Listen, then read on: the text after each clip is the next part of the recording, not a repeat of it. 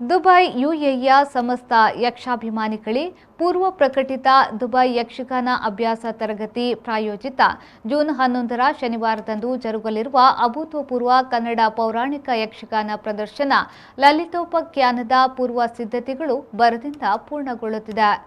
ಅಭ್ಯಾಗತರಾಗಿ ರಂಗದ ರಂಗೇರಿಸಲಿರುವ ಪ್ರಸಿದ್ಧ ಯುವ ಮಹಿಳಾ ಭಾಗವತರಾದ ಶ್ರೀಮತಿ ಅಮೃತ ಅಡಿಗ, ಮದ್ದಳೆಗಾರರಾದ ಕೌಶಿಕ್ ರಾವ್ ಪುತ್ತಿಗೆ, ಸವಿನಯ ನೆಲ್ಲಿತೀರ್ಥ, ಪ್ರಮುಖ ಸ್ತ್ರೀ ಪಾತ್ರದಲ್ಲಿ ರಂಜಿಸಲಿರುವ ದೀಪಕ್ ರಾವ್ ಪೇಚಾವರ, ವಸ್ತ್ರಾಲಂಕಾರದಲ್ಲಿ ಗಂಗಾಧರ್ ಡಿ ಶೆಟ್ಟಿಗರ್ ಕಿನಿಗೂಳಿ, ವರ್ಣಾಲಂಕಾರದಲ್ಲಿ ನಿತಿನ್ ಕುಂಪಲ ಮೊದಲಾದವರು ಈಗಾಗಲೇ ಯಕ್ಷಗಾನ ಅಭ್ಯಾಸ ತರಗತಿ ದುಬೈ ತಂಡವನ್ನ ಸೇರಿಕೊಂಡು ಪೂರ್ವ ತಯಾರಿಯಲ್ಲಿ ತೊಡಗಿಸಿಕೊಂಡಿದ್ದಾರೆ.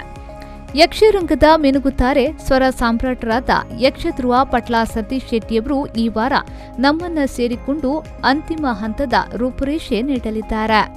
ಅಭ್ಯಾಗತರನ್ನ ಸೇರಿ ದುಬೈಯಲ್ಲಿ ದಾಖಲೆಯ 49 ಮಂದಿ ಕಲಾವಿದರು ಸಂಚಾಲಕರಾದ ಕೊಟ್ಟಿಂಜ ದಿನೇಶ್ ಶೆಟ್ರ ನೇತೃತ್ವದಲ್ಲಿ ಸಂಯೋಜನೆಗೊಂಡು ಪ್ರದರ್ಶನಕ್ಕೆ ಸಿದ್ಧರಾಗಿದ್ದಾರೆ. ತಂಡದ ಗುರುಗಳಾದ ಯಕ್ಷಮಯೂರ ಶೇಖರ್ ಡಿ ಶೆಟ್ಟಿಗರ್ ನಿರ್ದೇಶನದಲ್ಲಿ, ನಾಟ್ಯಗುರು ಶರತ್ ಕುಡ್ಲರ ಮಾರ್ಗದರ್ಶನದಲ್ಲಿ ಸಿದ್ಧಗೊಂಡ ಸರ್ವ ಕಲಾವಿದರು ಸರಿಸುಮಾರು 72 ಪಾತ್ರಗಳನ್ನು ಕಲಾಭಿಮಾನಿಗಳ ಮುಂದೆ ಪ್ರದರ್ಶಿಸಲಿದ್ದಾರೆ. ಬಹುಸಂಖ್ಯೆಯ ಸ್ವಯಂ ಸೇವಕರ ತಂಡ ರಂಗಸ್ಥಳ, ವೇಷಭೂಷಣ, ಆಸನ ವ್ಯವಸ್ಥೆ, ಅಲಂಕಾರ ಮುಂತಾದ ಸಿದ್ಧತೆ ಸಡಗರದಲ್ಲಿ ತೊಡಗಿಸಿಕೊಂಡಿದ್ದಾರೆ.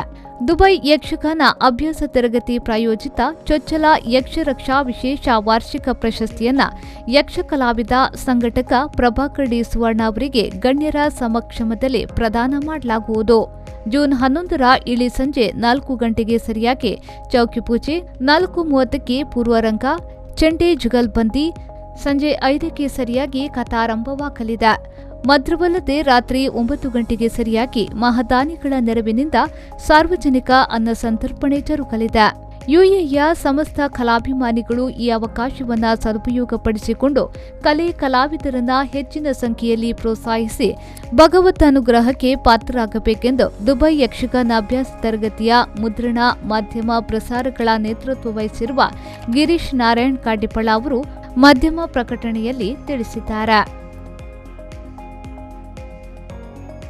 ಪ್ರಶಾಂತ್ ನಾಯರ್, ರಮೇಶ್ ಸುವರ್ಣ, ವಿ4 ನ್ಯೂಸ್, ಯುಎಇ.